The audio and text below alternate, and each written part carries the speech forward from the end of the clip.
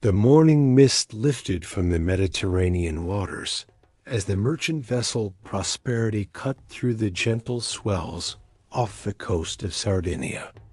It was May 1798, and 22-year-old Thomas Hartwell stood at the bow, breathing in the salt air that had become as familiar to him as the cobblestones of his native Portsmouth.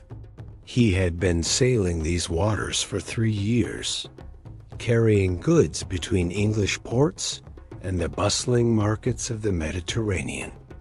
The sea represented freedom to him, endless horizons, fair wages, and the promise of adventure beyond the gray confines of industrial England. What Thomas could not have known, as he watched dolphins play in the ship's wake, was that within hours his understanding of freedom would be shattered forever. Somewhere beyond the horizon, a sleek vessel flying Ottoman colors was already tracking the Prosperity's course, its crew preparing for what they simply called the hunt. 200 miles away, in the coastal village of Collier in southern France, 16-year-old Elise Moreau was hanging laundry on a line behind her family's modest stone cottage. The Mediterranean breeze carried the scent of wild thyme and rosemary from the hillsides, mixing with the ever-present smell of fish from the harbor below. She hummed a folk song her grandmother had taught her, the same melody that had comforted generations of women in this village as they went about their daily tasks. Elise had never traveled more than 10 miles from the place where she was born. Her world consisted of the narrow streets of Collier, the ancient church where she attended Mass each Sunday, and the terraced vineyards that climbed the hillsides above the town. Like most young women of her time and station, she expected to marry a local fisherman or craftsman, raise children, and live out her days within sight of the sea that had sustained her ancestors for centuries. Neither Thomas nor Elise could have imagined that their lives were about to become part of a vast, cruel machinery that had been operating across the Mediterranean for over 3 centuries. They were about to join the ranks of an estimated 1 million Europeans who, between 1500 and 1800, found themselves enslaved along the Barbary coast of North Africa. The story of European captivity in North Africa challenges our modern understanding of slavery and power in the early modern world. We tend to think of slavery in terms of the Atlantic slave trade, with its clear racial boundaries and colonial plantation system.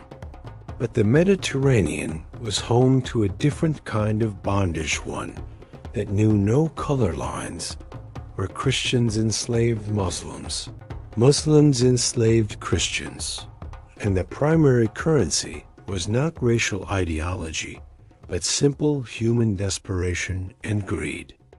To understand how Thomas and Eliza's worlds could be so violently disrupted, we must first understand the complex web of politics, economics, and warfare that made the Barbary slave trade possible.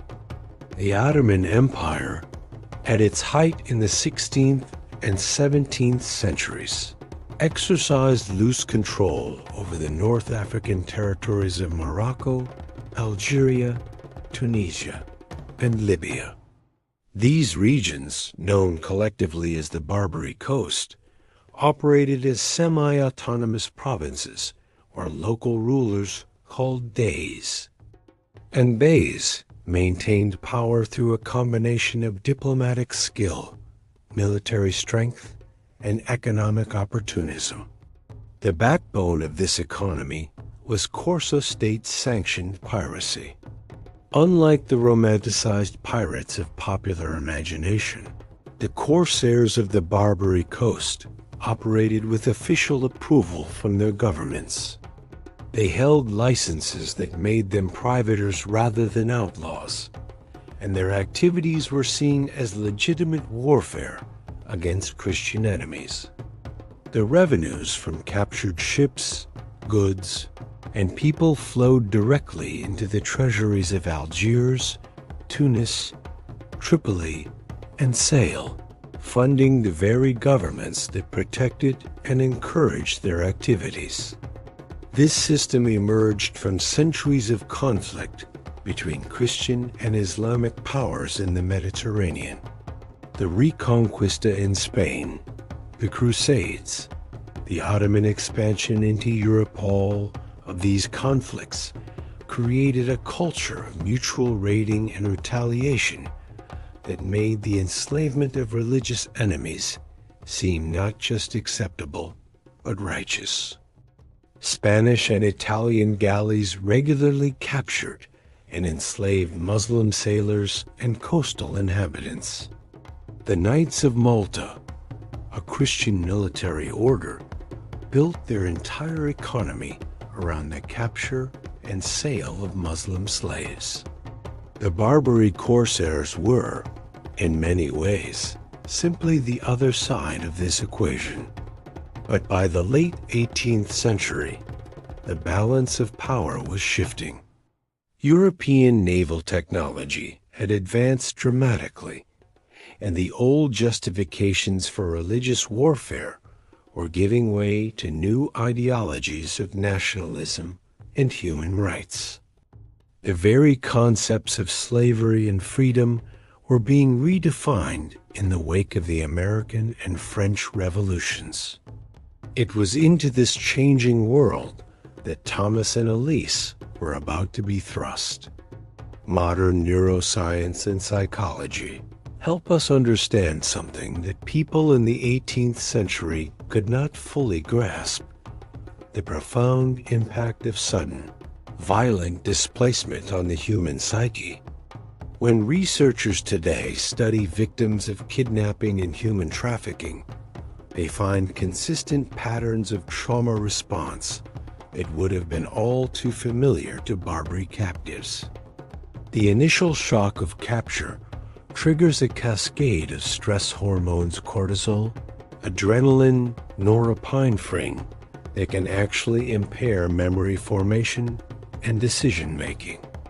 This is why many captivity narratives describe the first days of enslavement as a kind of dream-like state where the mind struggles to process an experience so far outside normal human expectations.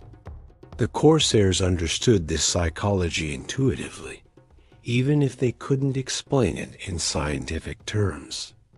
They knew that the key to successful slave-taking was speed, surprise, and overwhelming force. A quick, brutal capture followed by immediate transportation away from familiar surroundings created a psychological shock that made resistance far less likely.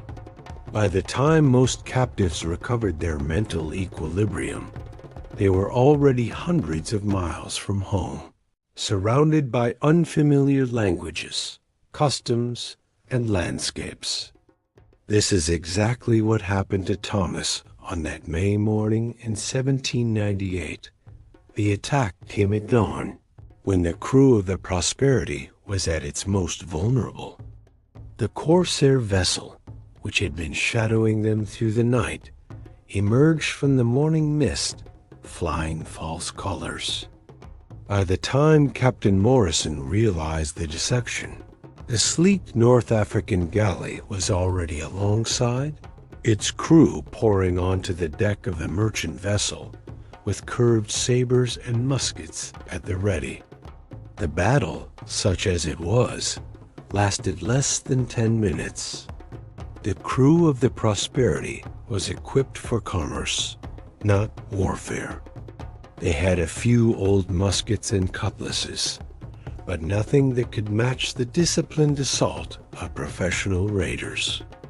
Thomas later remembered trying to reach for a belaying pin to use as a weapon, but finding his hands shaking so violently he could barely grasp it. The sound of steel on steel, the smell of gunpowder, the screams of wounded men, all of it seemed to happen in slow motion, as if you were watching someone else's nightmare. When the Corsairs' leader, a weathered man with intricate tattoos covering his arms, gestured for the crew to lay down their weapons, Thomas felt a strange sense of relief. At least the killing had stopped. He had no way of knowing that for him, the real ordeal was just beginning. 2 weeks later, and 600 miles away, Elise was experiencing her own version of this same nightmare. The raid on Collier came not from the sea, but from the land. A band of Moroccan corsairs, operating from a temporary base in the Pyrenees, swept down on the village in the pre-dawn hours. They had been watching the settlement for days, noting the routines of its inhabitants, identifying the most vulnerable targets. Elise was awakened by screams from the house next door. She rushed to her window and saw armed men moving through the streets, kicking in doors, dragging people from their homes. Her father, Pierre, was already awake, frantically trying to load his old hunting musket with trembling hands. "Stay back from the windows," he whispered to his wife and daughter. "Perhaps they won't." The door exploded inward before he could finish the sentence. 3 men in turbans and flowing robes burst into the single room that served as the family's kitchen, parlor, and workshop. Pierre raised his musket, but one of the raiders was already on him, knocking the weapon aside with a curved sword. Elise watched in horror as her father was struck down, blood streaming from a head wound that would leave him permanently damaged. Her mother, Marie, threw herself between the raiders and her daughter, speaking rapidly in the few words of Arabic she had learned from traders who sometimes visited the village. "Please," she said, "she's just a child. Take me instead." But the corsairs were not interested in negotiations. They had quotas to fill, and young women commanded the highest prices in the slave markets of North Africa. Elise felt hands seize her arms, pulling her toward the shattered door. She caught one last glimpse of her mother's face, streaked with tears and blood from trying to fight off the raiders. Then she was outside, being pushed toward a line of other captives' neighbors she had known all her life, now bound with ropes and chains like animals headed to market. The psychology of this moment, a sudden severing of all familiar connections, is something that modern trauma researchers recognize as one of the most damaging aspects of violent displacement. Humans are fundamentally social creatures, and our sense of identity is deeply rooted in our relationships with family, community, and place. When these connections are violently severed, the result is not just fear or sadness, but a profound disorientation that can persist for years. Both Thomas and Elise would later describe the journey to North Africa as existing in a kind of trance state. The mind, overwhelmed by experiences it cannot process, simply shuts down non-essential functions. Colors seem less vivid, sounds become muffled, time moves in strange, disconnected segments. This is the brain's attempt to protect itself from trauma, but it also means that many captives arrived at their destinations in a state of psychological vulnerability that made them easier to control. For Thomas, the journey began in the cramped hold of the Corsair galley, chained to 30 other captives in a space barely large enough for half that number. The stench was overwhelming: unwashed bodies, human waste, the sickly sweet smell of infected wounds. The ship's movement in the Mediterranean swells made most of the prisoners violently seasick, adding vomit to the already toxic atmosphere. But it was the sound that haunted him most: the constant, rhythmic groaning of the ship's Muslim galley slaves as they pulled at their oars. These men, Thomas realized with growing horror, had once been captives like himself. They had been promoted from the slave markets to the rowing benches, where they would spend the rest of their shortened lives chained to heavy oars, pulling the very ships that brought fresh captives to share their fate. The corsair captain, whom the crew called Reis Ahmed, occasionally descended into the hold to inspect his human cargo. He spoke several languages fluently: Arabic, Turkish, Italian, and broken English, and he used this linguistic skill to begin the process of psychological conditioning that would make his captives more valuable and manageable. "You are no longer Thomas Hartwell of Portsmouth," he told the young sailor during one of these visits. "You are no longer English. You are no longer Christian. You are goods to be sold, and your value depends on how well you learn to accept this truth." The words were delivered without malice, almost kindly, which somehow made them more terrifying than any threat of violence. For Elise, the journey was equally traumatic, but different in its specifics. As a young woman, she was kept separate from the male captives, locked in a small compartment near the stern of the ship with 5 other women and girls from coastal raids.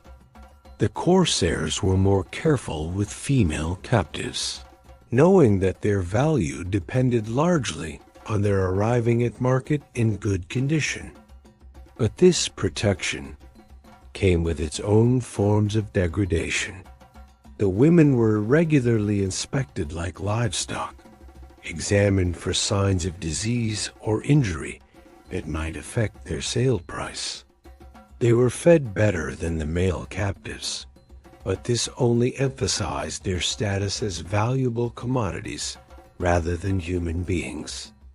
The woman who seemed to be in charge of the female captives was called Fatima.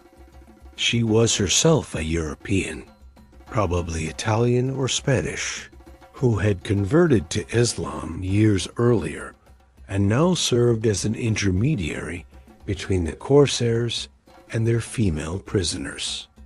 She spoke to the captives in broken French, explaining the realities of their situation with a mixture of sympathy and ruthless practicality. "You must forget your old life," she told them as the ship neared the coast of Algeria. "Your families believe you are dead. Your village will not send ransom. Your only hope is to be purchased by a household that will treat you well, and for that you must learn to be pleasing and obedient."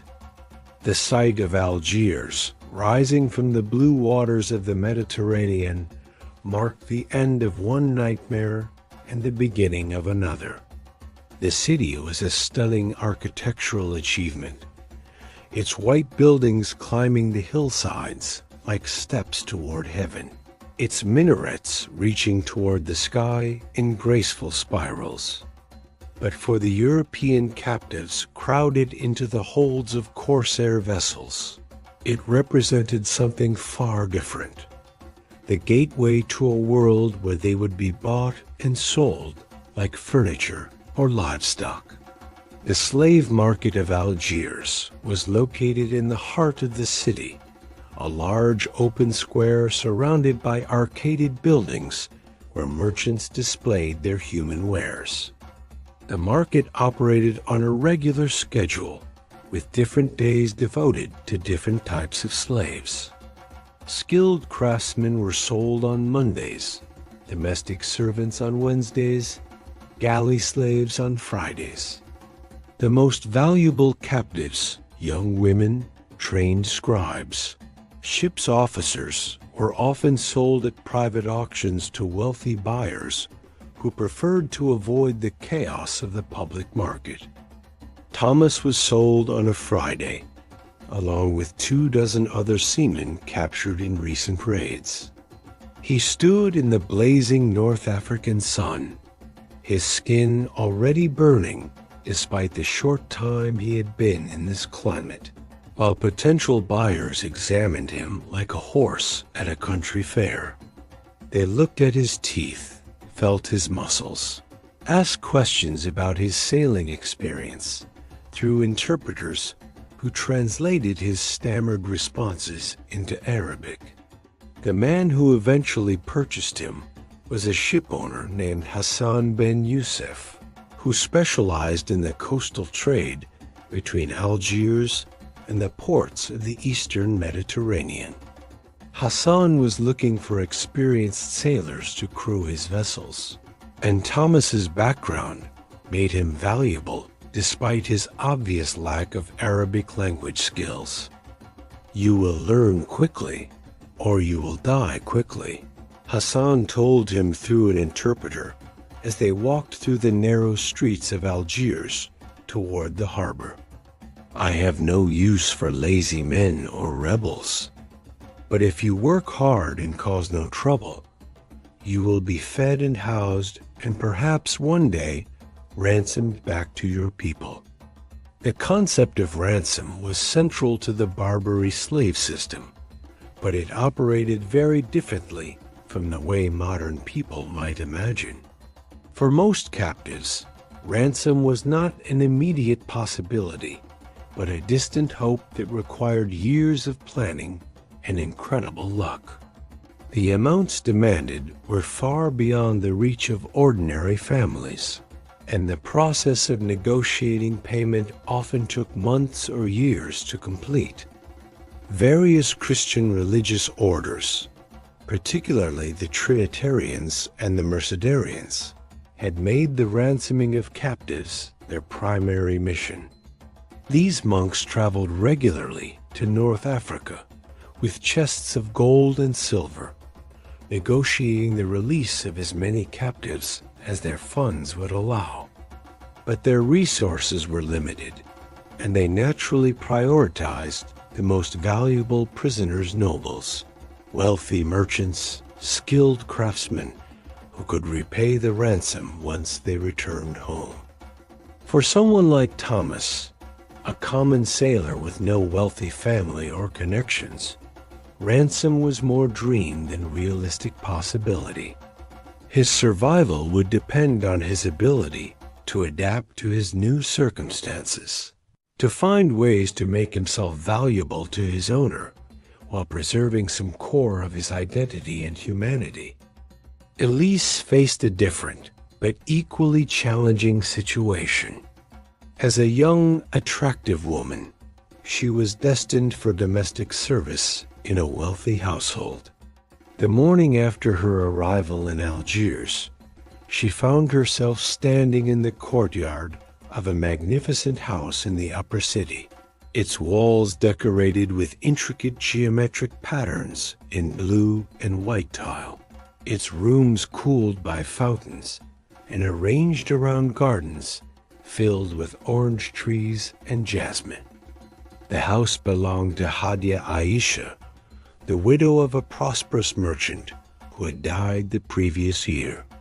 Hadia Aisha maintained a household of nearly 50 people family members, servants, slaves, and various hangers-on who depended on her patronage. She was a woman of considerable intelligence and education, fluent in Arabic, Turkish, and Berber, and she prided herself on running an orderly and efficient household. "You are fortunate," she told Elise through an interpreter during their first meeting. "I am known for treating my people well, but I expect absolute obedience in return. You will work in my kitchens and help care for my grandchildren. If you prove trustworthy, your conditions will improve. If you cause trouble or try to escape, you will be sold to someone far less pleasant than myself." The reality of slavery in North African households was complex and varied enormously depending on the wealth, personality, and religious attitudes of the owner. Some captives found themselves in situations that, while still fundamentally unjust, offered opportunities for education, skill development, and even eventual freedom. Others endured conditions of brutal exploitation that rivaled the worst abuses of plantation slavery in the Americas. What united all these experiences, however, was the fundamental violation of human dignity that slavery represented. No matter how kind an individual master might be, a captive remained property, subject to sale, punishment, or death at the whim of another person. This basic powerlessness created a psychological stress that modern research shows can have lasting effects on both mental and physical health. Studies of modern trafficking victims reveal patterns of trauma response that probably mirror the experiences of historical captives.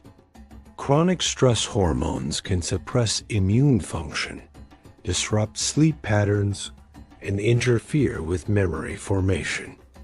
Many survivors report a persistent sense of hypervigilance, an inability to relax or feel safe even in objectively secure situations. The brain, having learned that safety is an illusion, remains permanently alert to potential threats. Both Thomas and Elise would have experienced these physiological responses to their captivity, though they would have had no framework for understanding what was happening to their bodies and minds.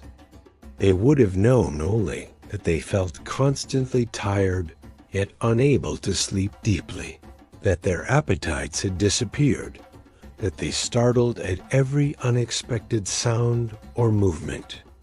For Thomas, working on Hassan's trading vessels provided both torture and salvation. The physical labor was backbreaking loading and unloading cargo in the blazing Mediterranean sun, maintaining the ship's rigging with hands that were constantly cracked and bleeding from the salt water and rough rope. But the work also gave him a sense of purpose and a connection to his old life as a sailor. More importantly, it provided opportunities to gather information about the wider world beyond Algiers. In the ports of Alexandria, Istanbul, and Venice, Thomas encountered other captives, ransomed prisoners, and European merchants who could provide news from home.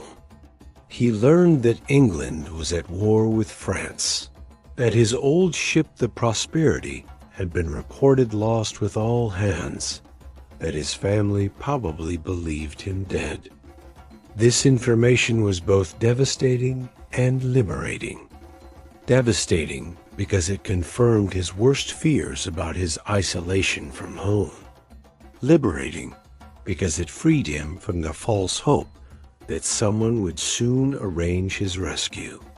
If he was to survive and eventually regain his freedom, he would have to rely on his own resources and intelligence.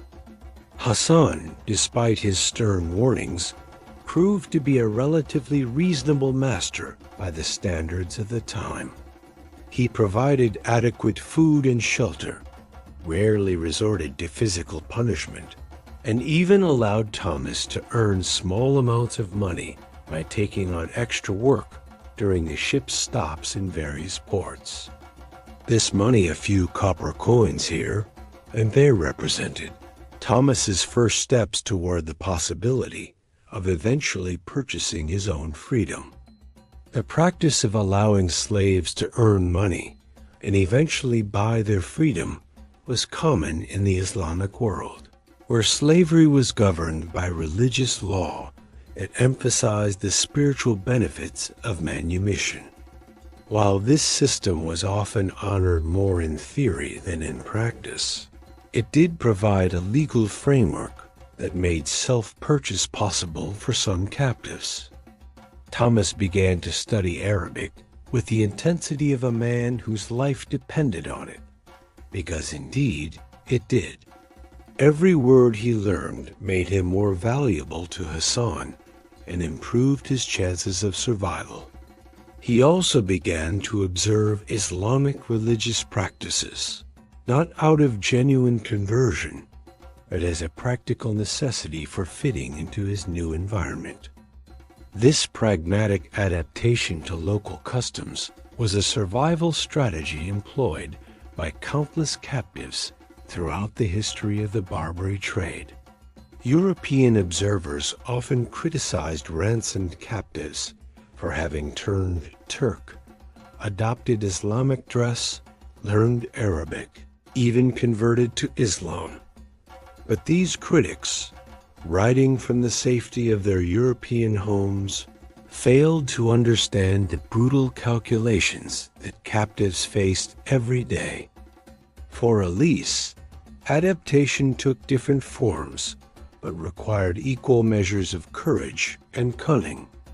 Working in Hadia H's household, she quickly learned that her survival depended on understanding the complex web of relationships that governed domestic life in a wealthy North African home.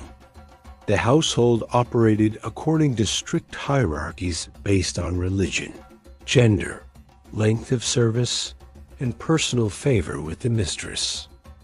At the bottom of this hierarchy were the newest slaves, regardless of their European origins or former social status. Above them were longer-serving slaves who had proven their loyalty and competence.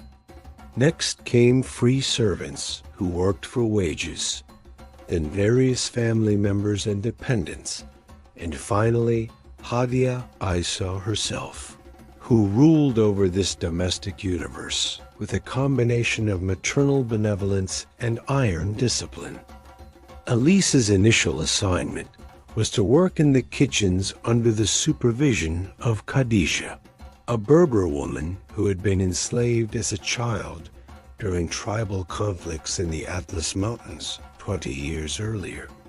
Khadija had long since converted to Islam and considered herself more North African than European, but she retained enough memory of displacement and loss to show kindness to the frightened French girl. The first rule, Khadija told Elise in broken French mixed with Arabic, is to never let them see you cry.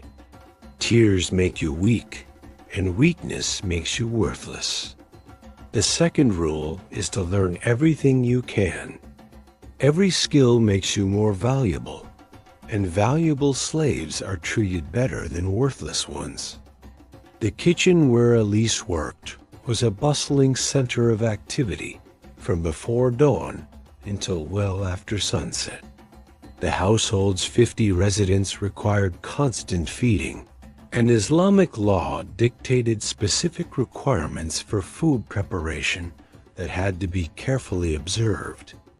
Elise learned to prepare lamb with complex spice blends, to make the flatbread that accompanied every meal, to preserve lemons and olives in salt, to prepare the mint tea that punctuated each day's activities. This culinary education was, in its way, a form of cultural immersion that helped Elise understand her new world. Food was deeply connected to identity, religion, and social status in North African society. The spices used in wealthy households, cinnamon, cloves, black pepper, were expensive imports that demonstrated the family's prosperity. The ritualized preparation and consumption of tea created opportunities for social interaction and negotiation that were essential to household harmony. But learning these skills came at a physical cost that would have been devastating to someone not conditioned by a lifetime of rural labor. Elise's hands, already calloused from helping with her family's vineyard, became raw and cracked from constant work with salt, spices, and cleaning solutions. Her back ached from bending over low tables and cooking fires. Her feet, accustomed to the soft earth of French vineyards, had to adapt to the hard tiles and stone floors of the household. More challenging than the physical demands were the psychological pressures of living in constant fear. Household slaves lived under the perpetual threat of punishment for infractions that might be real or imagined. A dish prepared incorrectly, a word misunderstood, a moment of perceived insolence. Any of these could result in beatings, reduced rations, or sale to a less benevolent owner. Hadia Aya was indeed more humane than many slave owners, but she was also a product of her time and culture. She saw nothing morally wrong with owning other human beings, and she expected absolute submission from those under her authority. When Elise made mistakes, and in the early months, mistakes were inevitable, the punishments were swift and painful. The first serious beating came when Elise accidentally broke a ceramic bowl that had belonged to Hadia Aisha's grandmother. The bowl was not particularly valuable in monetary terms, but it carried sentimental significance that made its destruction an unforgivable offense. Elise was stripped to the waist and beaten with a leather strap until her back was covered in welts that took weeks to heal. What made this punishment particularly devastating was not just the physical pain, but the public humiliation that accompanied it. The beating was administered in front of the entire household, including the other slaves, as a lesson in the consequences of carelessness. For a young woman raised in the modest propriety of a French Catholic village, this public exposure was almost as traumatic as the physical violence. Yet somehow, Elise found the strength to endure. Modern psychology recognizes that humans possess remarkable capacity for adaptation, even to the most extreme circumstances. The same neuroplasticity that allows children to learn languages enables adults to adjust to radically different environments when survival depends on it. The brain literally rewires itself, creating new neural pathways that support behaviors and attitudes necessary for survival. For Elise, this meant learning to think like a slave while preserving some essential core of her identity as a human being. She mastered the art of appearing submissive while remaining alert to opportunities. She learned to read the moods and motivations of those around her, understanding that her life depended on avoiding conflict and finding ways to make herself useful. One such opportunity came when she discovered that Hadia Aisha's youngest grandson was having difficulty learning to read Arabic. The boy, Ahmad, was 6 years old and the apple of his grandmother's eye, but he struggled with the complex script that was essential to his religious education. Elise, who had learned to read French from the village priest, understood intuitively that literacy was about pattern recognition and memory skills that could be developed with the right approach. She began working with Ahmed during her few free moments, using techniques that she invented on the spot. She would trace letters in spilled flour on the kitchen table, turning the abstract symbols into games and stories. She created songs that helped him remember the shapes and sounds of different letters. Most importantly, she made learning feel like play rather than work. When Hadia Aisha discovered what was happening, Elise was terrified that she would be punished for overstepping her boundaries. Instead, she found herself elevated to a position of greater responsibility and privilege.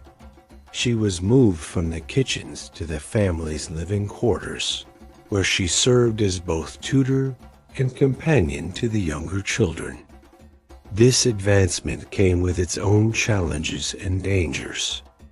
As a more visible member of the household, Elise was subject to greater scrutiny and higher expectations. She was expected to learn Arabic more quickly, to understand Islamic customs more thoroughly, to navigate the complex social dynamics of the family with greater sophistication. But it also provided opportunities that had been impossible in her previous position. She learned to read and write Arabic, skills that opened up new worlds of knowledge and possibility. She gained access to the household's library, a small but valuable collection of religious texts, poetry, and works on medicine and astronomy. Most importantly, she began to understand how North African society actually functioned, knowledge that would prove invaluable in her eventual efforts to regain her freedom.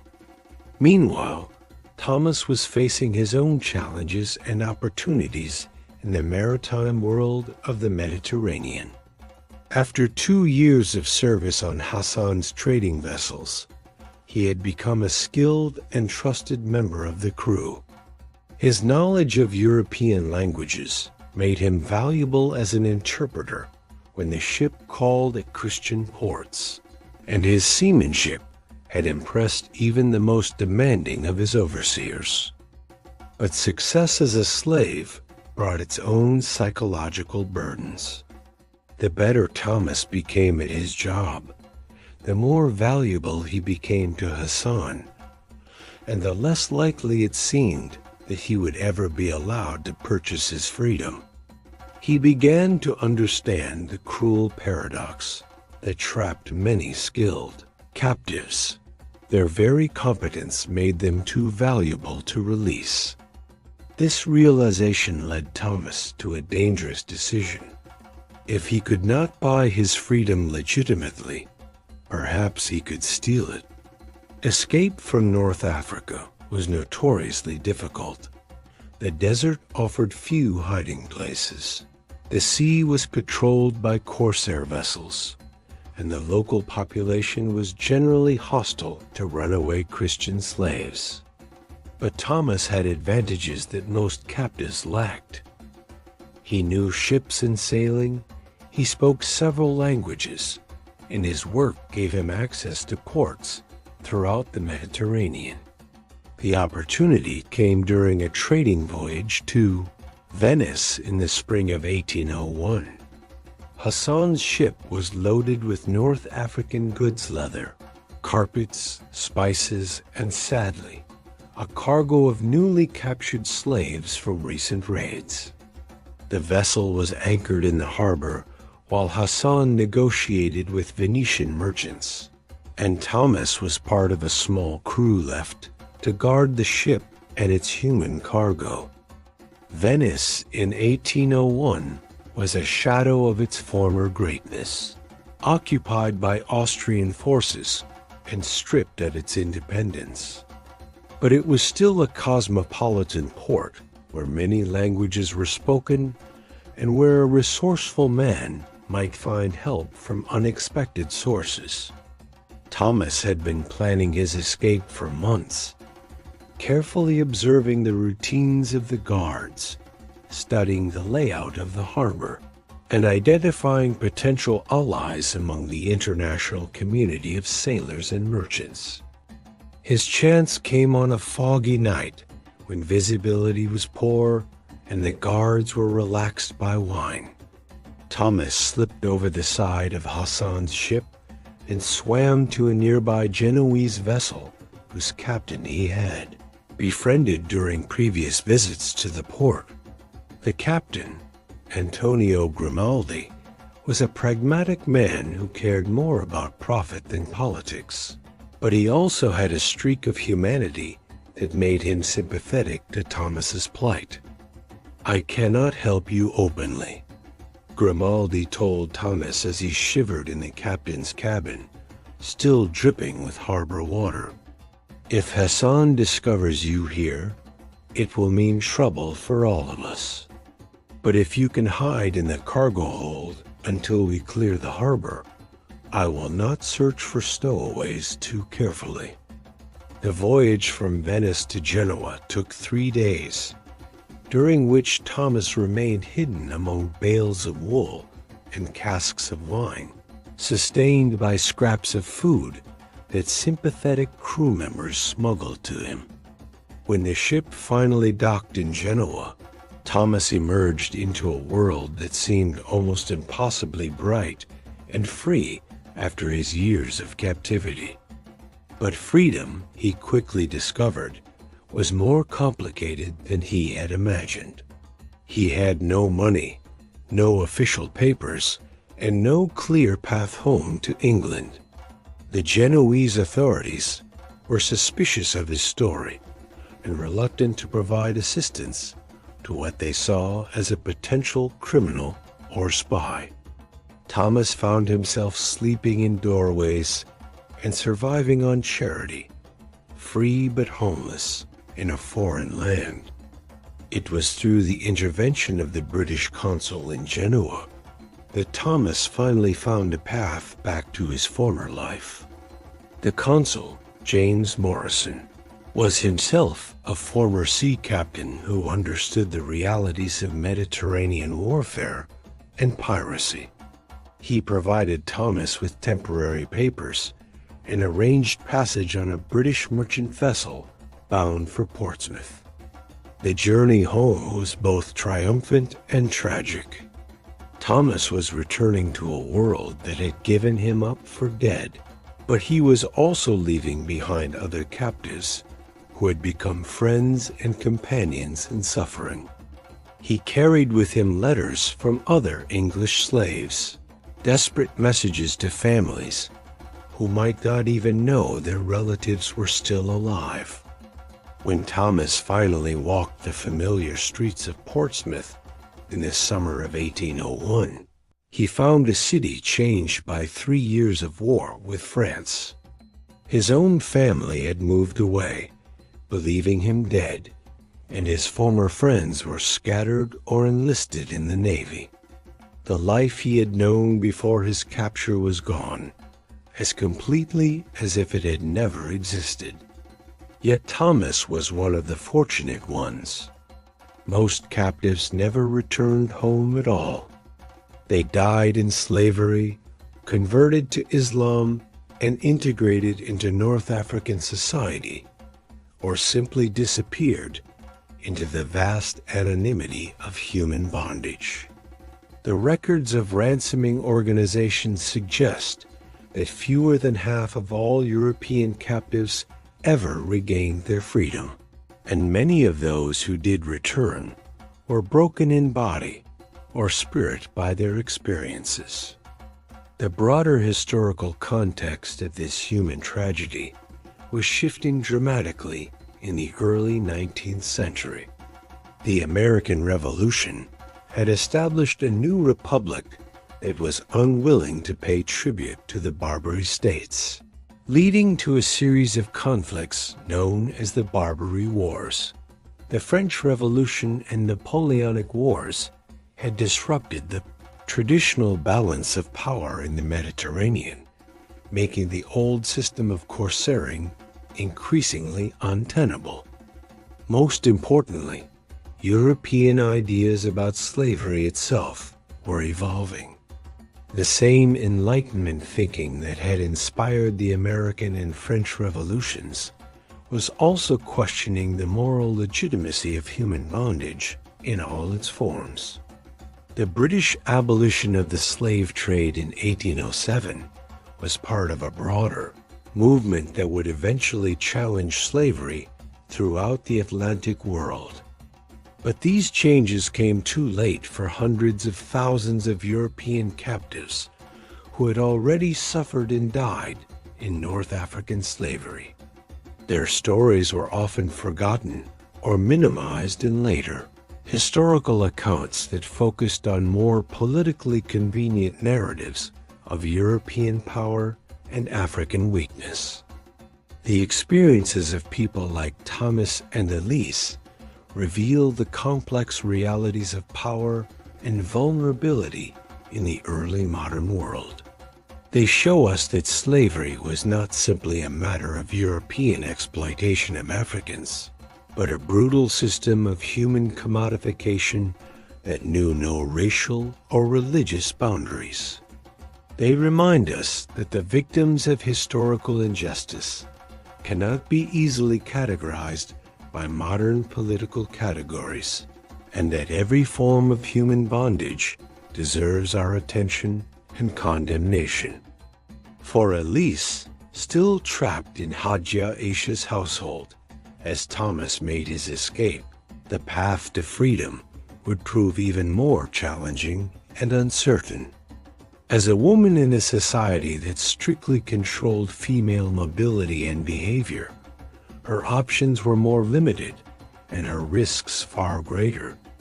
But her story, too, would become part of the complex tapestry of human resilience in the face of unimaginable adversity. By 1802, Elise had been in Algiers for 4 years.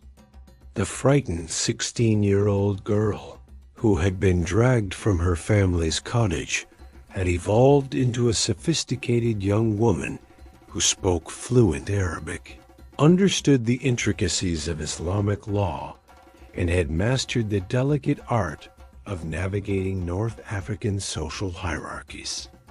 Her education of Hadia Aisha's grandchildren had expanded beyond simple literacy to include mathematics, geography, and even elementary astronomy skills that made her increasingly valuable to the household.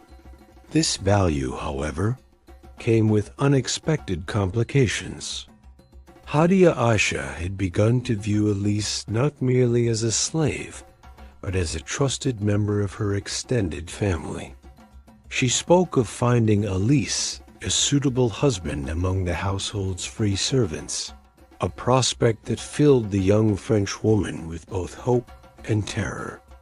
Marriage to a free man would technically grant her freedom, but it would also mean permanent exile from her homeland and the complete abandonment of any hope of returning to her family. The complexity of Elise's situation reflected the broader ambiguities of slavery in the Islamic world.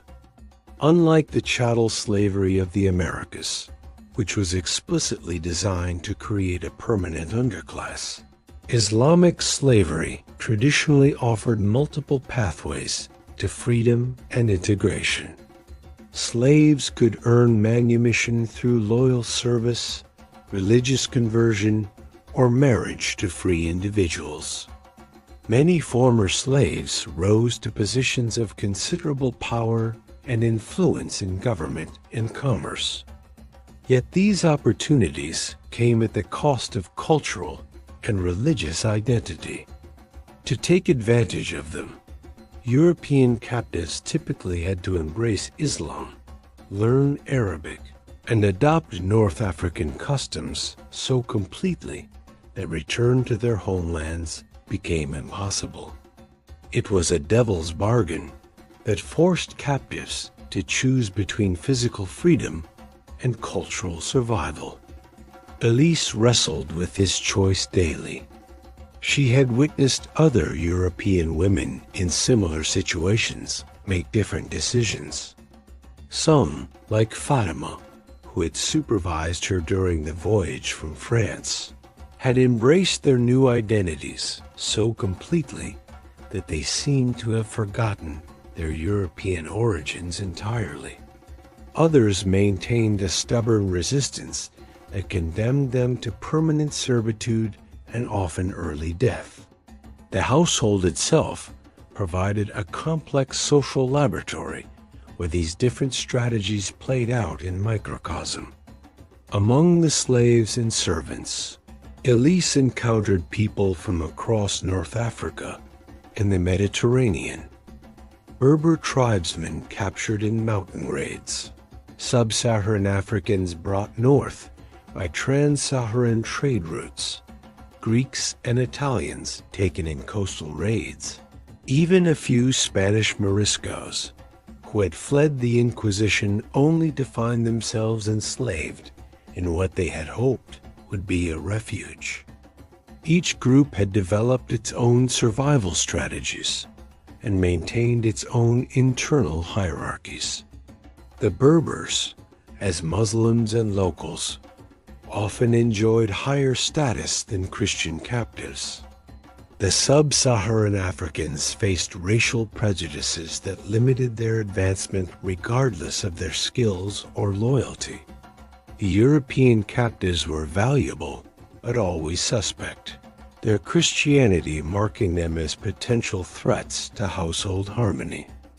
Among the European women, Elise found both allies and rivals. Isabella, a Spanish woman captured 5 years earlier, had converted to Islam and married a free servant, gaining her liberty but losing her connection to her past. She served as both an inspiration and a warning to Elise, demonstrating what was possible while also showing what it cost. You think too much about what you have lost, Isabella told Elise during one of their conversations in the household courtyard. I remember my village in Andalusia, my family, the boy I thought I would marry.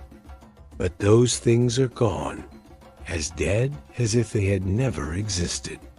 This life, this household, these people, this is what is real now. But Elise found herself unable to accept this philosophy of radical adaptation. Perhaps it was her youth, or her strong memories of family, or simply a stubborn streak inherited from generations of French peasants. But she could not bring herself to abandon hope of eventual return. She continued to practice her Catholic prayers in secret, to remember French songs and stories, to maintain the internal landscape of her homeland, even as she mastered the external requirements of her captivity. This internal resistance created its own psychological challenges. Modern research on captivity and trauma reveals that maintaining hope can be both a survival mechanism and a source of additional suffering. Hope provides motivation to endure difficult circumstances, but it can also prevent the kind of psychological adaptation that makes survival easier. Captives who cling too tightly to their past lives often struggle more with the practical demands of their present situation. Elise experienced this tension daily. Her refusal to fully embrace her new circumstances made her valuable to Hadia Aisha, who appreciated her European perspective and skills, but it also marked her as potentially unreliable. She was trusted with important responsibilities, but never fully accepted as a permanent member of the household. She existed in a liminal space between slavery and freedom, between her past and present, between hope and resignation. The broader world beyond Hadia Aisha's household was also changing in ways that would eventually affect Elise's fate. The Napoleonic Wars had brought French forces to North Africa, disrupting traditional patterns of trade and diplomacy. The British Royal Navy was becoming increasingly aggressive in its efforts to suppress both the Atlantic slave trade and Mediterranean corsairing. American naval forces had fought 2 wars against the Barbary states, demonstrating that the old system of tribute and accommodation was no longer sustainable. These changes created new opportunities, but also new dangers for European captives. Naval bombardments and military expeditions sometimes resulted in the liberation of slaves, but they also led to reprisals against captive populations. When Christian forces attacked North African ports, local rulers often responded by tightening restrictions on their European slaves or selling them to more remote locations where rescue would be impossible. In 1815, following Napoleon's defeat at Waterloo, a combined British and Dutch fleet under Admiral Edward Pellew bombarded Algiers and forced the Dey to release over 3,000 Christian slaves. This dramatic intervention marked the beginning of the end for the Barbary slave trade, but it came too late for the hundreds of thousands who had already suffered and died in North African bondage. Elise learned of these events through the network of gossip and rumor that connected households throughout Algiers. The prospect of liberation filled her with desperate hope, but also with terror. What if the bombardment destroyed the city? What if Hadia Aisha decided to sell her European slaves to avoid potential trouble? What if freedom came in a form that left her stranded thousands of miles from home with no resources or protection? These fears proved partially justified. As international pressure on the Barbary states intensified, many slave owners began disposing of their European captives to avoid future complications. Some sold them to interior regions where European naval forces could not reach. Others simply killed them rather than risk the political consequences of holding them. Hadia Aisha, however, chose a different path. As a woman of education and sophistication, she understood that the old system was ending and that adaptation was necessary for survival. Rather than clinging to practices that were becoming politically dangerous, she began quietly arranging the manumission of her European slaves. For Elise, this process began with a conversation that would have seemed impossible during her early years in captivity. Hadia Aisha called her into the private reception room, where she conducted her most important business, offered her mint tea served in the fine glasses reserved for honored guests, and spoke to her not as a master to a slave, but as one intelligent woman to another. "The world is changing," Hadia Aisha said in Arabic, her voice carrying a note of sadness for the passing of familiar ways. "The old arrangements no longer serve anyone's interests. You have been faithful and useful to my household, but I think your heart has always remained in France. Perhaps it is time for you to return there?" The conversation that followed was unlike anything Elise had experienced during her years in captivity. For the first time, she was asked about her desires rather than simply informed of her duties. Hadia Aisha wanted to know about her family, her memories of France, her hopes for the future. She also wanted to understand the practical challenges that would face a young woman attempting to return to Europe after years of absence. The process of arranging Elise's return proved complicated and expensive. Simply declaring her free was not enough. She needed travel documents, safe passage to a European port, and financial resources to sustain herself during the journey. Hajia Aisha, despite her genuine desire to help, was not wealthy enough to provide all of these necessities from her own resources. The solution came through the network of charitable organizations that had developed to assist former captives. The Society for the Redemption of Christian Captives, based in Marseille, maintained agents in North African ports who specialized in arranging the repatriation of freed slaves. These agents, many of them former captives themselves, understood both the practical and psychological challenges of the transition from slavery to freedom. Through their intervention, Elise was able to secure passage on a French merchant vessel bound for Marseille.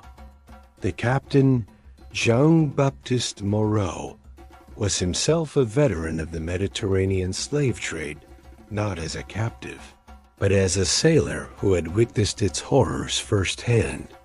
He agreed to transport Elise without payment, understanding that her story represented thousands of similar tragedies that had played out across the sea. The voyage from Algiers to Marseille in the spring of 1816 was both liberation and loss for Elise. She was finally free, finally returning to the world of her birth, but she was also leaving behind the only life she had known for 8 years. The household that had enslaved her had also protected and educated her. The woman who had owned her had also shown her genuine kindness and respect. The culture that had oppressed her had also enriched her understanding of the world. These complex emotions reflected the psychological reality of long-term captivity. Modern research on hostage survivors and trafficking victims reveals that captives often develop complicated relationships with their captors and the systems that oppress them. This is not weakness or pathology, but a natural human response to extended periods of powerlessness and dependency. For Elise, the contradiction was particularly acute because her captivity had coincided with her transition from adolescence to adulthood. The young woman who stepped onto the dock at Marseille was fundamentally different from the girl who had been dragged from her family's cottage 8 years earlier. She had been shaped by experiences that no one in her homeland could fully understand or appreciate. The France to which Elise returned was also dramatically different from the one she had left. The revolution and its aftermath had transformed French society, economy, and politics. The village of Collier had been occupied by Spanish forces during the Peninsular War, and many of its residents had fled or been killed. Elise's parents, she learned with devastating finality, had both died during the harsh winter of 1812. Her father from the head wound he had suffered during her capture, her mother from grief and privation. The house where she had been born was occupied by strangers who had no knowledge of her family or their fate. The church where she had been baptized had been damaged during the wars and stood empty. The vineyards where she had worked as a child had been abandoned and overgrown. The world of her childhood had vanished as completely as if it had never existed. Yet Elise found herself unable to despair. Her years in North Africa had taught her resilience and adaptability that served her well in this new crisis. She used her Arabic language skills to find work with merchants involved in Mediterranean trade. Her understanding of Islamic culture made her valuable as an interpreter and cultural mediator. Her experience managing a complex household gave her practical skills that were in demand in a society rebuilding itself after decades of war. Most importantly, her captivity had given her a perspective on freedom that was denied to those who had never lost it.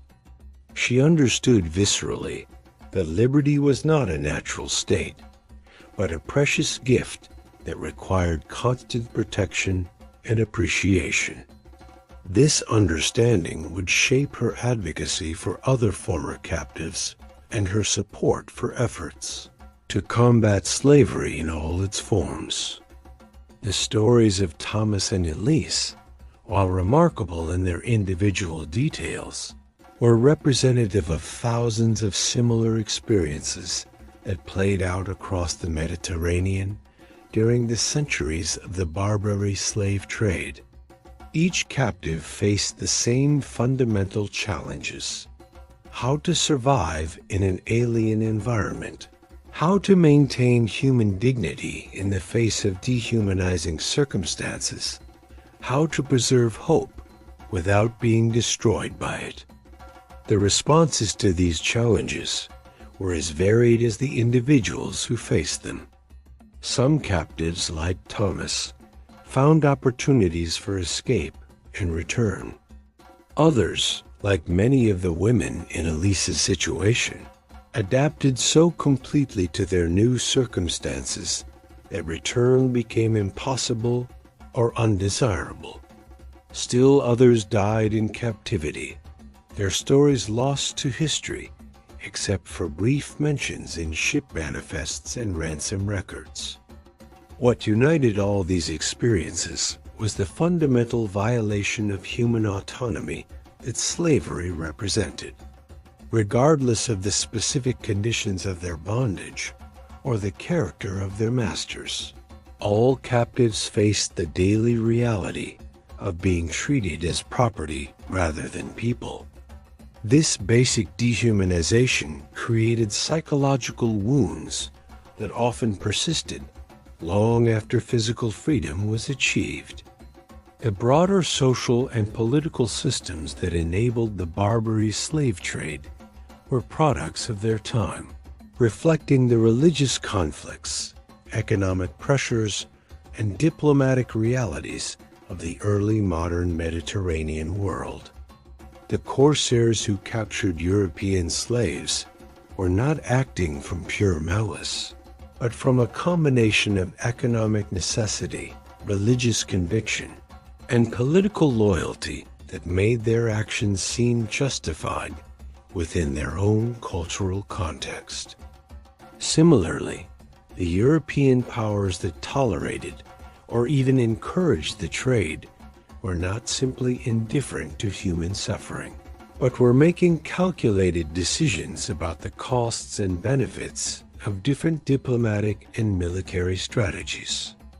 The payment of tribute to Barbary rulers was seen as a more economical alternative to the expense of maintaining large naval forces in the Mediterranean.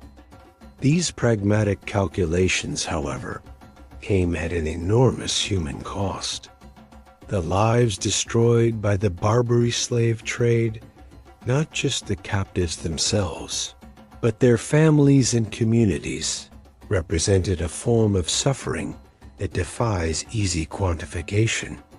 The trauma experienced by people like Thomas and Elise rippled outward through generations, affecting children and grandchildren who inherited both the memories and the psychological scars of captivity. Modern neuroscience helps us understand how this intergenerational transmission of trauma occurs. Severe psychological stress can actually alter gene expression in ways that affect not just the individual who experiences it, but their descendants. The children and grandchildren of trauma survivors often display heightened stress responses, increased anxiety, and other symptoms that reflect their inherited vulnerability to psychological distress. This scientific understanding adds another dimension to the historical tragedy of the Barbary slave trade. The captives who suffered and died in North African bondage were not just individual victims, but the ancestors of families whose lives were shaped by experiences they never directly endured. The full cost of the trade extends far beyond the historical period in which it occurred, influencing communities and cultures in ways that are still being discovered and understood. The diplomatic and military efforts to end the Barbary slave trade unfolded over several decades, involving complex negotiations between European powers, the Ottoman Empire, and the semi-autonomous rulers of North Africa. These efforts were driven by a combination of humanitarian concerns, economic interests, and changing political philosophies that increasingly viewed slavery as incompatible with modern civilization. The United States, as a new nation without the historical relationships that complicated European diplomacy in the region, took some of the most decisive action against the Barbary states. The First Barbary War and the Second Barbary War demonstrated American willingness to use military force rather than tribute to protect its citizens from enslavement. These conflicts, though small in scale compared to the Napoleonic Wars, had significant symbolic importance in establishing the principle that sovereign nations should not tolerate the enslavement of their citizens. Thomas Jefferson's famous declaration that America would pay millions for defense, but not 1 cent for tribute, reflected a new philosophy of international relations that rejected the traditional accommodation with piracy and slavery. This American stance influenced European thinking and provided a model for more aggressive action against the Barbary states. The British bombardment of Algiers in 1816, led by Admiral Edward Pellew, represented the culmination of this more aggressive approach. The attack was launched not in response to any immediate provocation, but as part of a broader British commitment to ending slavery throughout their sphere of influence. The bombardment lasted 9 hours and resulted in over 3,000 casualties, but it also secured the release of over 3,000 Christian slaves and forced the Dey of Algiers to agree to end the enslavement of Europeans. The success of this action encouraged similar interventions by other European powers. The French bombardment of Sale in 1829, the Austrian and Neapolitan attacks on Tunis, and the ongoing British naval patrols in the Mediterranean all contributed to making corsairing increasingly dangerous and unprofitable for the Barbary states. But the end of European enslavement did not mean the end of slavery in North Africa. The corsairs and slave traders simply shifted their focus to sub-Saharan Africa, where European powers were less likely to intervene on behalf of the victims. The trans-Saharan slave trade, which had existed for centuries alongside the Mediterranean corsairing, actually intensified in the 19th century as traditional sources of slaves became unavailable. This shift reveals the complex and often contradictory nature of European anti-slavery efforts. While European governments were increasingly committed to ending the enslavement of their own citizens, they were often indifferent to the continued enslavement of Africans. The same moral arguments that were used to justify military action against the Barbary states were rarely applied to the ongoing slave trades that affected millions of sub-Saharan Africans. The experiences of individual captives during this transitional period reflected these broader contradictions. As European slavery became more politically dangerous, many North African slave owners found themselves caught between economic necessity and diplomatic pressure. Some, like Hadia Aisha, chose to voluntarily manumit their European slaves to avoid potential complications. Others sold their captives to interior regions where European intervention was unlikely.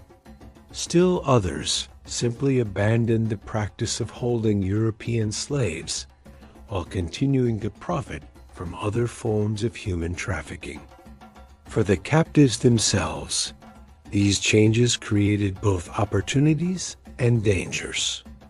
The prospect of liberation through diplomatic or military intervention offered hope to those who had given up on ransom or escape, but it also created uncertainty about their immediate safety and long-term prospects.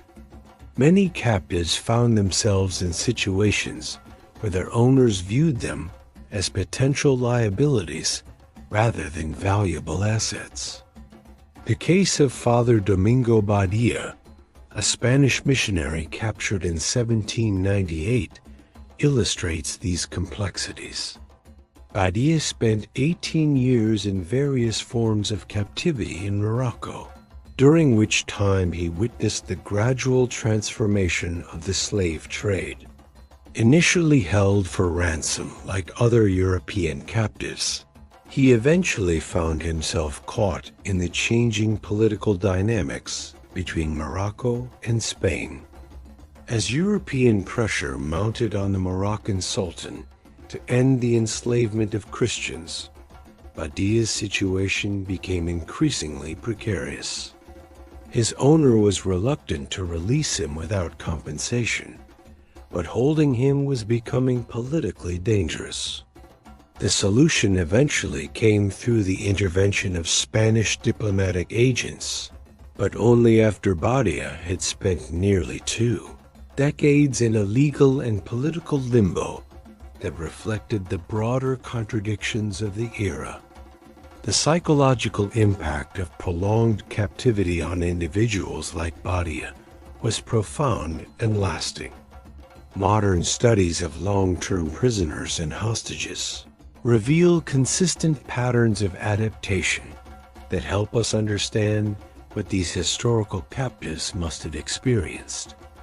Extended periods of powerlessness and uncertainty can lead to learned helplessness, a psychological state where individuals lose the ability to recognize or act upon opportunities for change.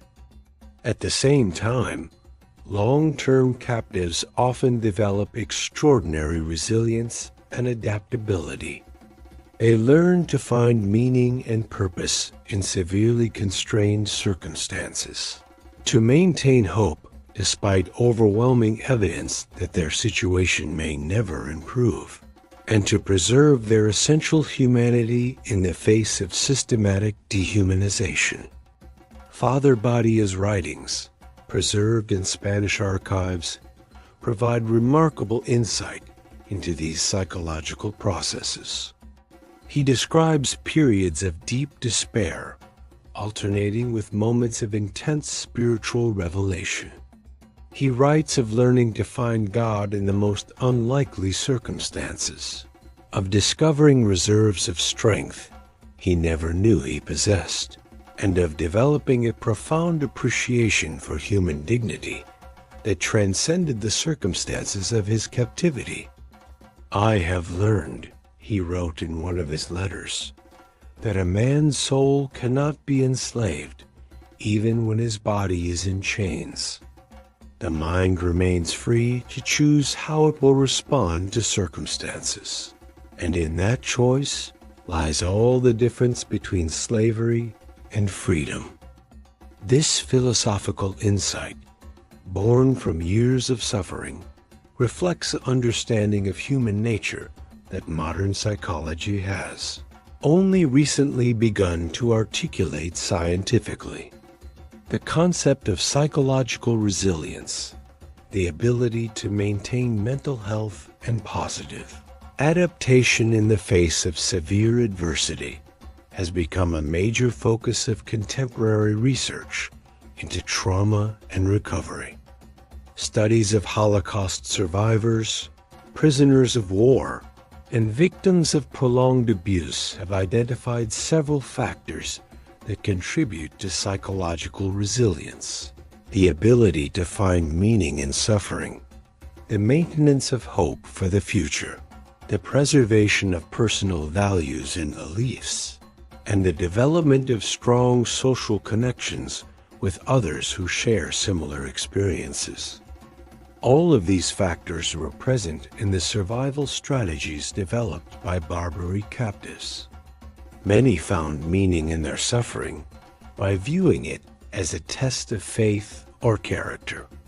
Others maintained hope through detailed fantasies of return and reunion with loved ones. Most developed strong bonds with fellow captives that provided mutual support and encouragement. The social dynamics among captives were complex and often reflected the broader cultural and religious divisions of Mediterranean society. Christian captives from different European countries sometimes found themselves in conflict over national or sectarian differences. Protestant and Catholic prisoners occasionally viewed each other with suspicion or hostility. Social class distinctions from European society were often maintained or even exaggerated in captivity. Yet shared suffering also created bonds that transcended these traditional divisions. Thomas, during his years on Hassan's ships, formed close friendships with captives from Spain, Italy, and Greece, men with whom he would never have associated in normal circumstances. These relationships provided emotional support that was essential to psychological survival, and they often persisted long after the captives had returned to their home countries. The letters and memoirs of returned captives frequently mention the difficulty of explaining these relationships to family and friends who had not shared the captivity experience. How could they describe the bond they felt with a Spanish peasant or Italian fisherman when such people were supposed to be foreign enemies? How could they explain the gratitude they felt toward certain Muslim overseers who had shown them kindness when their audiences expected only stories of cruelty and oppression? This difficulty in communicating the complex realities of captivity to those who had not experienced it is another common feature of trauma survival. The gap between the lived experience of extreme circumstances and the assumptions of those who have remained safe creates a form of isolation that can persist long after physical freedom is achieved. Elise experienced this isolation acutely upon her return to France. Her fluency in Arabic, her knowledge of Islamic customs, her appreciation for certain aspects of North African culture, all of these marked her as different from her fellow French citizens in ways that were sometimes difficult to explain or justify. When she spoke favorably of Hadia Aisha's kindness, or when she defended certain Islamic practices against uninformed criticism, she was sometimes accused of having been corrupted by her captivity. This social suspicion of returned captives was common throughout Europe and reflected deeper anxieties about cultural contamination and religious conversion. Many returned slaves found themselves under investigation by religious authorities who suspected them of having abandoned Christianity during their captivity. Others faced social ostracism from communities that viewed them as permanently tainted by their association with Islamic culture. The Inquisition in Spain was particularly aggressive in investigating returned captives, often subjecting them to lengthy interrogations about their behavior and beliefs during captivity. Those who had converted to Islam, even under duress, faced severe punishment and lifelong surveillance. Even those who had maintained their Christian faith were often viewed with suspicion and required to undergo public ceremonies of purification and recommitment. These institutional responses to returned captives reveal the deep cultural anxieties that the Barbary slave trade generated in European society. The enslavement of Christians by Muslims challenged fundamental assumptions about the relationship between religious truth and worldly power. If God favored Christians, how could he allow them to be enslaved by infidels? If Christian civilization was superior, why were Christian nations paying tribute to Muslim rulers? These theological and philosophical questions became more pressing as the number of captives increased and their stories became more widely known. The publication of captivity narratives detailed accounts of enslavement and suffering in North Africa became a popular literary genre that both satisfied public curiosity and reinforced cultural prejudices about Islam and North African society. Many of these narratives, while based on genuine experiences, were heavily edited to emphasize the most sensational and horrifying aspects of captivity, while downplaying any positive interactions between captives and their captors. The goal was often to mobilize public opinion in favor of military action against the Barbary states, and nuanced portrayals of North African society were seen as counterproductive to this objective. Thomas, upon his return to England, was approached by several publishers who wanted to purchase his story for publication. The manuscripts they showed him as examples, however, bore little resemblance to his actual experiences. They portrayed all Muslims as sadistic monsters, all captivity as unrelieved torture, and all aspects of North African society as barbaric and depraved. They want me to say that I was whipped every day and fed nothing but bread and water, Thomas told his sister in one of the few letters of his that survives.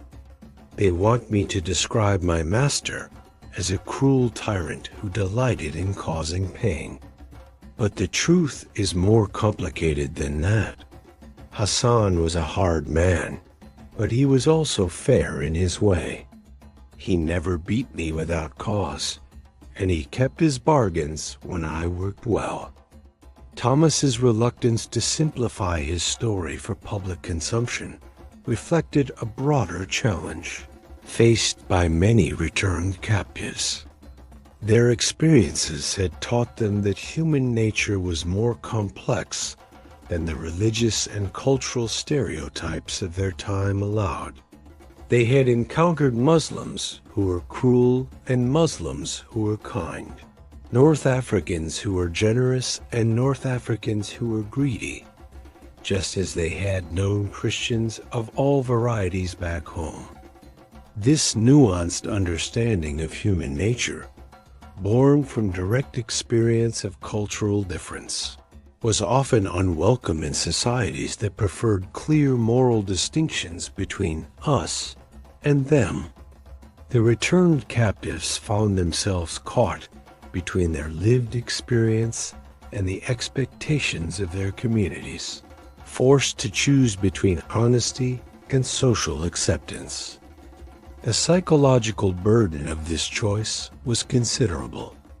Many returned captives reported feeling alienated from their own societies, unable to fully communicate their experiences or have them understood and accepted.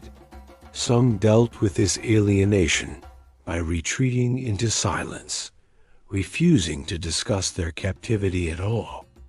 Others threw themselves into advocacy work, dedicating their lives to helping other captives and working to end the slave trade. Elise chose the latter path. Using her language skills and cultural knowledge, she became an interpreter and advocate for other returned captives.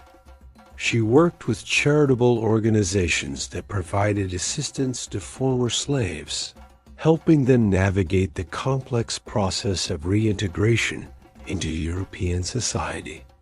Her own experience of alienation and misunderstanding made her particularly effective in this role.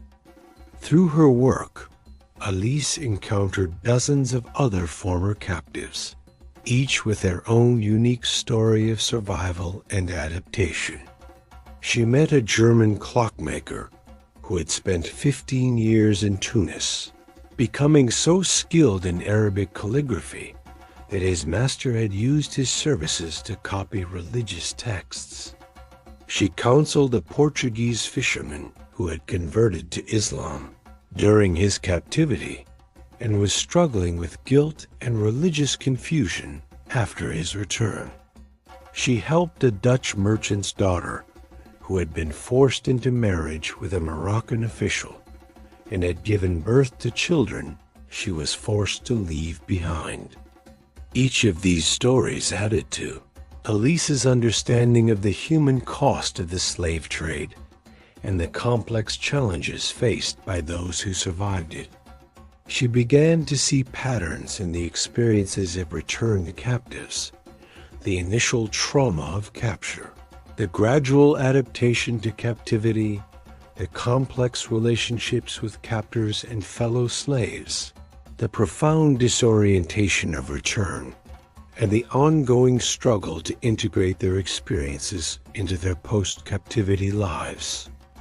This growing expertise led to Elise being consulted by government officials and religious leaders who were trying to understand and address the challenges posed by the Barbary slave trade. Her insights influenced policies regarding the negotiation of ransom agreements, the provision of assistance to returned captives, and the diplomatic approaches used in dealing with North African rulers.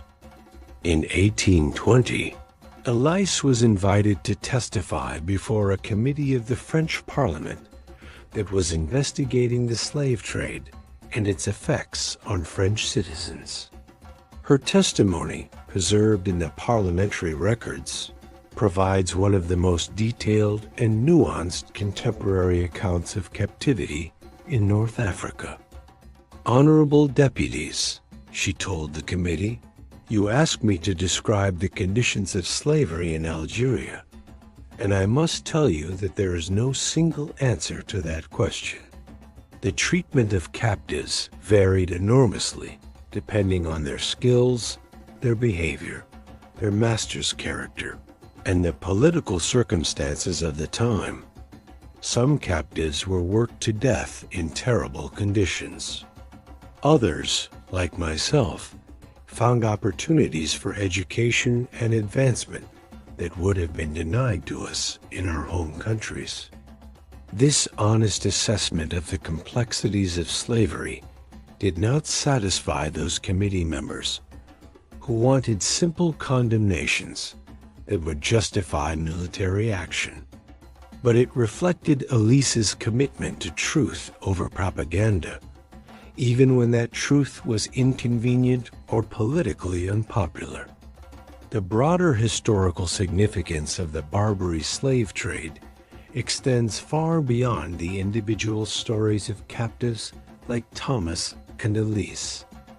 The trade represented one of the last major European encounters with systematic enslavement, occurring at a time when European powers were themselves becoming the dominant force in global slave systems. The moral outrage that Europeans expressed about their own citizens being enslaved contrasted sharply with their continued participation in the enslavement of Africans in the Atlantic trade. This contradiction reveals important aspects of how slavery was understood and justified in the early modern period. The enslavement of Europeans by North Africans was viewed as a violation of natural order, a perversion of the proper relationship between Christian and Muslim, civilized and barbaric. The enslavement of Africans by Europeans, however, was often justified as a natural consequence of African inferiority or a civilizing mission that would ultimately benefit the enslaved.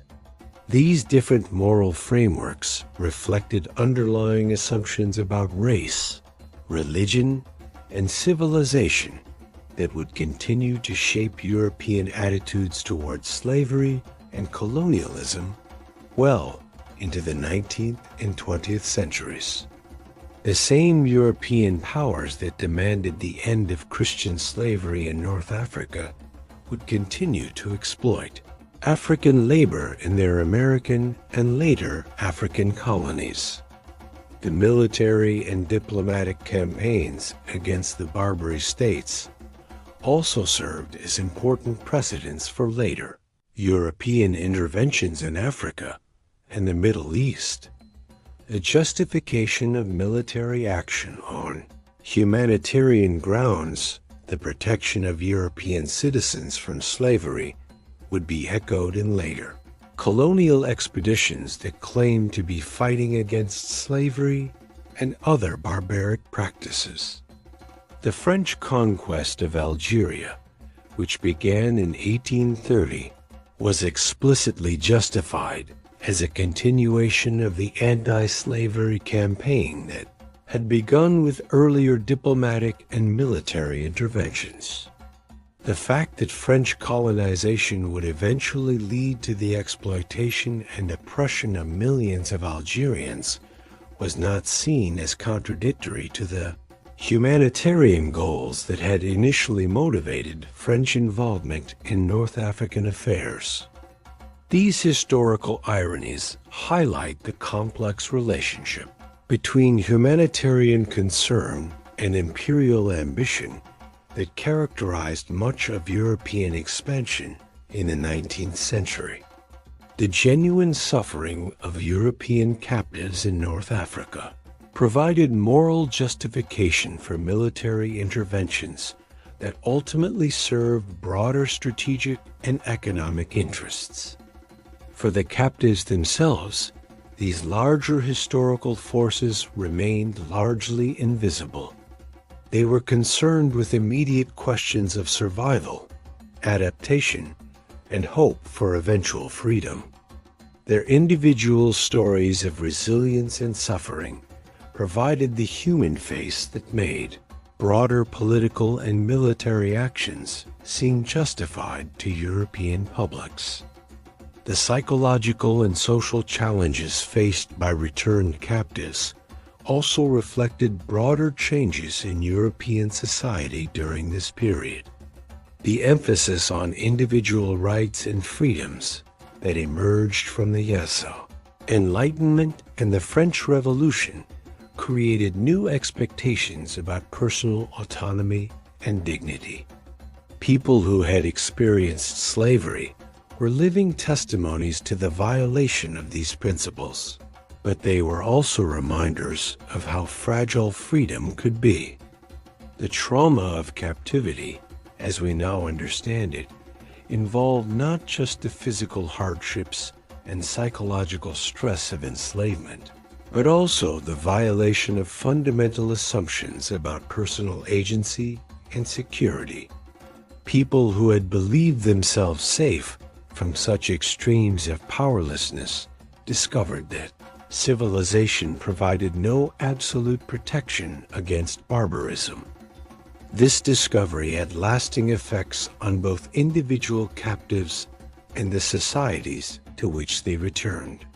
The knowledge that ordinary people could be suddenly and violently stripped of their freedom created new anxieties about security and identity that influenced political and cultural developments throughout the 19th century.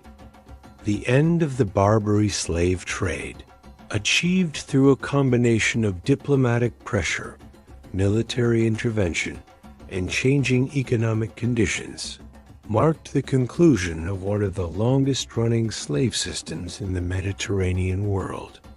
But it did not end slavery in North Africa, which continued in various forms well into the 20th century.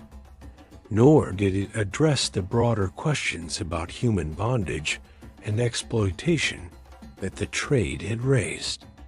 The legacy of the Barbary captives lives on in the historical record they left behind: thousands of letters, memoirs, official documents, and personal testimonies that provide unparalleled insight into the human experience of slavery. These sources have become increasingly valuable to historians seeking to understand not just the mechanics of the slave trade, but its psychological and cultural dimensions. Modern readers of these historical accounts often express surprise at their complexity and nuance. The popular image of slavery as a simple relationship between cruel masters and suffering victims is challenged by accounts that reveal the full range of human behavior under extreme circumstances. Captives could be both victims and survivors. Masters could be both oppressors and protectors. And the systems that enabled slavery could also provide pathways to freedom and advancement. This complexity does not diminish the moral condemnation that slavery deserves, but it does complicate our understanding of how such systems functioned and persisted. The Barbary slave trade was not simply a matter of Islamic brutality toward Christian victims, but a complex economic and political system that reflected the broader conflicts and accommodations of Mediterranean society. The individual stories of people like Thomas and Elise remind us that behind every historical system of oppression were real human beings who found ways to survive, adapt, and maintain their dignity under the most challenging circumstances. Their experiences offer lessons about resilience, adaptability, and the fundamental human capacity to endure and overcome even the most extreme forms of adversity. These lessons remain relevant today as modern forms of human trafficking and exploitation continue to affect millions of people around the world. The psychological and social challenges faced by contemporary survivors of trafficking often mirror those experienced by historical captives, suggesting that certain aspects of the human response to enslavement transcend specific cultural and historical contexts. The diplomatic and military responses to the Barbary slave trade also offer insights into the possibilities and limitations of humanitarian intervention. The successful campaigns against the North African slave states demonstrated that determined action by powerful nations could end specific forms of oppression, but they also revealed how humanitarian goals could be co-opted by imperial ambitions. Understanding this history helps us better evaluate contemporary debates about humanitarian intervention and their responsibility to protect vulnerable populations. The mixed legacy of European actions against the Barbary states genuine humanitarian achievements, tainted by imperial exploitation, provides important cautionary lessons for modern policymakers. The transformation of Thomas from a captured sailor to a free man, and of Elise from a village girl to an educated advocate, illustrates the remarkable human capacity for growth and adaptation under pressure. Their stories remind us that people are not simply victims of historical forces, but active agents who shape their own destinies, even under the most constrained circumstances. The broader historical significance of their experiences extends beyond the specific context of Mediterranean slavery to encompass fundamental questions about human nature, cultural difference, and the possibilities for mutual understanding across religious and cultural boundaries. Their encounters with North African society, however traumatic, also exposed them to different ways of organizing social life and understanding the world. This cultural exchange, forced and unwelcome as it was, contributed to the broader patterns of contact and conflict that shaped the development of both European and North African societies. The knowledge that returned captives brought back about Islamic culture, Arabic language, and North African customs became part of the intellectual resources that Europeans drew upon as they expanded their influence in Africa and the Middle East. The personal costs of this cultural exchange were enormous, measured in the suffering of hundreds of thousands of individuals who were torn from their homes and families. But the historical consequences extended far beyond individual tragedy to encompass broader changes in how Europeans understood themselves and their place in the world. The end of the Barbary slave trade marked not just the conclusion of a particular form of oppression, but also the beginning of a new phase in European-African relations characterized by colonial domination rather than mutual raiding and enslavement.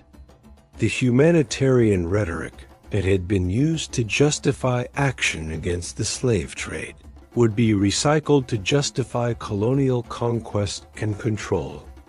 For people like Thomas and Elise, who had lived through the transition from the old system to the new, these historical ironies were often personally painful.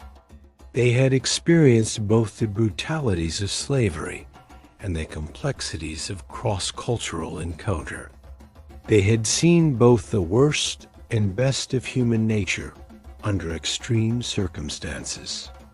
Their perspectives, shaped by experiences that few of their contemporaries could fully understand or appreciate, offered unique insights into the challenges and possibilities of human coexistence across cultural and religious boundaries. The historical record they left behind continues to inform our understanding of slavery, captivity, and cultural encounter. Their voices, preserved in letters, memoirs, and official documents, remind us that history is ultimately about individual human beings, struggling to maintain their dignity and humanity under circumstances they could never have imagined or chosen. Their stories challenge us to think more deeply about the nature of freedom and oppression, about the possibilities for resilience and adaptation in the face of adversity, and about the complex ways in which individual experiences intersect with broader historical forces. They remind us that the past is not simply a collection of abstract events and trends, but a human story of suffering and survival, loss and recovery, despair and hope.